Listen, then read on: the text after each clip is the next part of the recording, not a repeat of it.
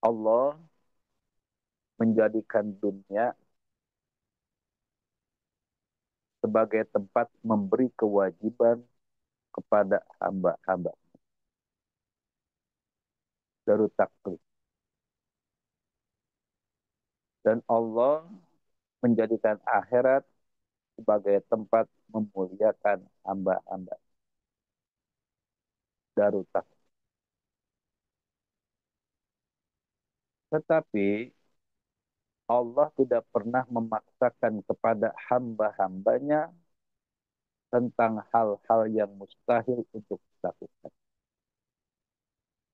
La yukallifullahu nafsan illa wus'aha. Allah tidak memaksa seseorang kecuali dengan kemampuannya. Allah Rabbul Izzah Jalla Jalaluh memberikan kewajiban yang dapat dijangkau oleh perjuangan. Perjuangan yang gigih atau mujahadah namanya. Baik lahir maupun batin. Agar yang baik dan yang buruk itu dapat dibedakan. Laha maka sabat wa alaiha maka sabat. Jadi dia akan mendapatkan pahala apa yang dia kerjakan dan mendapat siksa dengan apa yang dia perbuat. Allah tidak peduli yang dikerjakan oleh hambanya itu banyak atau sedikit. Pekerjaan besar atau yang kecil. Semua pasti akan dibalas oleh Allah. Fama ya'mal mithqala dzarratin khairan yarah wa may ya'mal mithqala dzarratin syarran yarah. Siapa yang mengerjakan kebaikan seberat zarah pun, niscaya dia akan melihat balasan. Dan siapa yang mengerjakan keburukan seberat zarah pun, niscaya dia akan melihat balasan. Allahu ghaniyun binafsihi an ghairi. Ya. Meskipun Allah itu adalah maha kaya, tidak memerlukan yang lain. Artinya, Allah itu tidak membutuhkan ketaatan seorang hamba. Allah tidak membutuhkan ketaatan kita sebagai hamba. Karena ketaatan seseorang, ketaatan kita semuanya itu tidak akan memberikan kemanfaatan kepada Allah Rabbul Izzah Jalla Jalaluh. Begitu juga dengan kemaksiatan seseorang. Dengan kemaksiatan kita sebagai hamba Allah, tidak akan memberikan mudarat kepada Allah Rabbul Izzah Jalla Jalaluh. Ketaatan dan kemaksiatan yang kita kerjakan, maka akan kembali kepada kita sendiri. Akan kembali kepada hamba-hamba Allah itu sendiri. Seorang mukmin, setiap orang mukmin akan diuji oleh Allah. Diuji dengan nafsunya yang selalu mengajak kepada keburukan.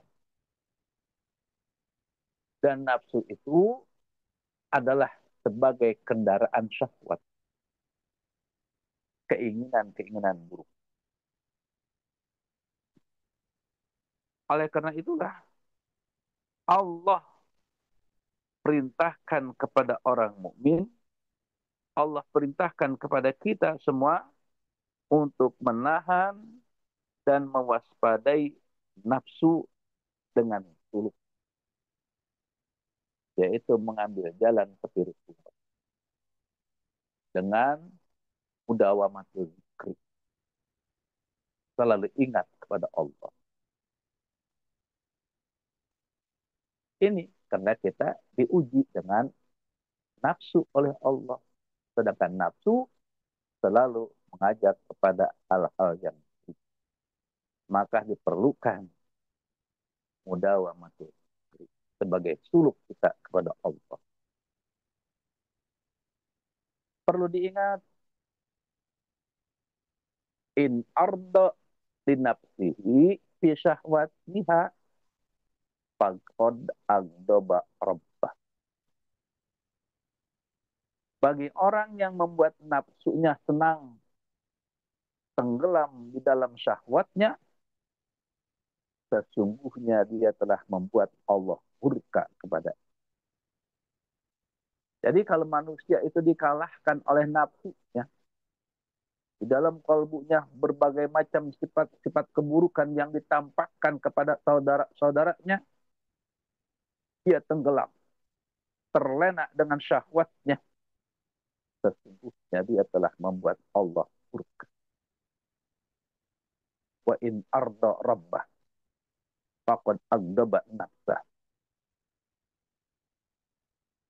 Dan apabila dia membuat Tuhannya ridho dengan perbuatan-perbuatan baik, dengan amal-amal soleh, maka sesungguhnya dia telah membuat nafsunya marah. Nafsu yang mengajak kepada keburukan adalah sebagai penyakit.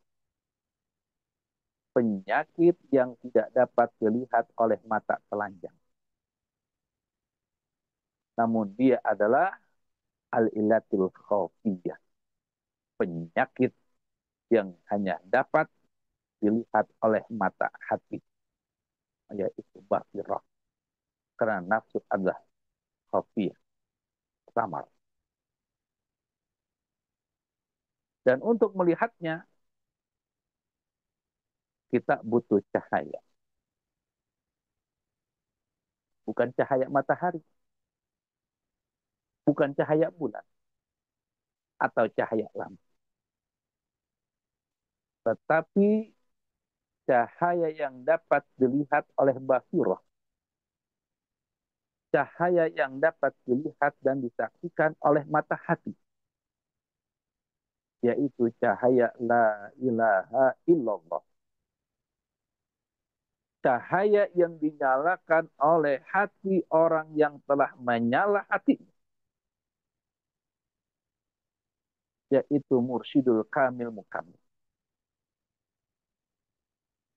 Jadi dengan cahaya inilah orang yang telah dikuasai syahwatnya dapat keluar dari kegelapan menuju cahaya yang terang benderang dengan izin Allah melalui guru mursyid yang membawa cahaya Allah turun-temurun.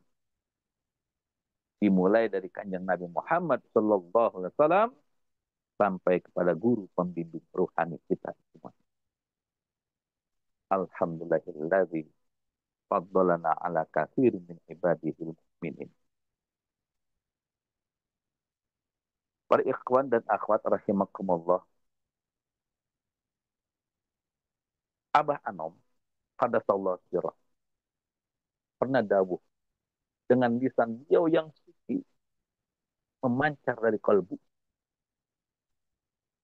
Anna dzikra lillahi ta'ala laha minal anwari wal khosais wal asrar ma yashfi sudur qaumin mu'minin. Zikir kepada Allah memiliki cahaya, memiliki kekhususan, dan memiliki rahasia yang dapat menyembuhkan berbagai penyakit orang-orang. Jadi zikir adalah cahaya Allah, nurullah, yang dimiliki khusus oleh orang-orang yang berzikir kepada Allah. Rahasia yang dimiliki oleh orang-orang yang berzikir kepada Allah. Dan zikir adalah sebagai penyembuh berbagai berbagai macam penyakit-penyakit kalbu, penyakit-penyakit hati orang-orang. Sedangkan penyakit yang terdapat di dalam kalbu, yang terdapat di dalam hati ini, itu ditimbulkan oleh nafsu tadi. Yang hanya bisa disembuhkan oleh cahaya zikir. Dan penyakit kronis yang paling berbahaya itu adalah lalai. Lupa kepada Allah. Ini dianya. Nafsu akan menjerumuskan pemiliknya kepada kelalaian. Lupa kepada siapa Khalik. Lupa kepada Allah. Maka lawannya adalah ingat. Ingat kepada Allah. Lawannya adalah zikrullah. Zikir kepada Allah. Sedangkan ingat kepada Allah adalah perintah. Perintah Allah. Suatu kewajiban agar diingat. Allah berfirman, Fadkuruni adkurkum. Ingatlah aku, maka aku ingat kepada. Jadi, berzikir ini adalah perintah Allah kepada kita semuanya. Kepada orang-orang mukmin agar supaya kita pun diingat oleh Allah.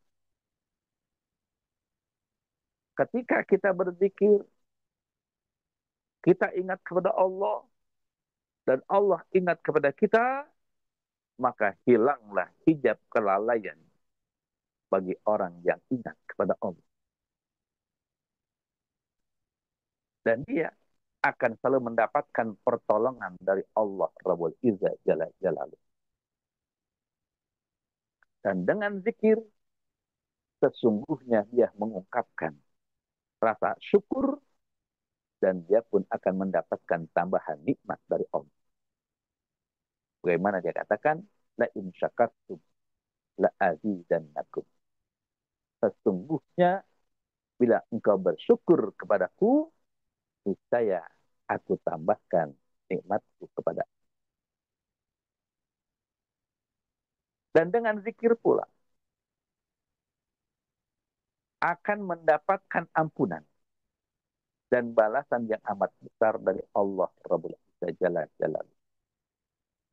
Bagaimana Allah berfirman, wa zakirinallah katsira wa zakirat a'addallahu lahum maghfiratan wa ajran 'azima. Dan bagi orang laki-laki dan orang perempuan yang berzikir, yang menyebut nama Allah dengan banyak, artinya pagi dia berzikir, siang dia berzikir, sore dia berzikir, malam dia berzikir, sambil berdiri, sambil duduk, sambil berbaring, dia jalan kaki atau naik kendaraan, yang dikatakan ya ayyuhalladzina amanu dzkurullah dzikran katsira, dan zikir katsira ini adalah zikir khafi. Allah menyediakan bagi mereka ampunan dan pahala yang besar. Zikir mengingat Allah adalah segala-galanya. Zikir adalah perkara yang paling penting. Dari yang penting. Zikir adalah perkara yang paling utama dari yang utama. Dan zikir adalah pendekatan diri kepada Allah yang paling utama dan perkara yang paling cepat menyampaikan kepada Allah. Yang di dalamnya terdapat tolab, permohonan, terdapat asyakru, ungkapan rasa syukur, dan maghfirah, ampunan. Allah Rabbul Izzah Jalla Jalla. Beruntung bagi orang yang diberikan kesempatan dan kemampuan untuk selalu berzikir, menyebut-nyebut nama Allah Rabbul Izzah di mana saja kesempatan, di mana saja dia berada.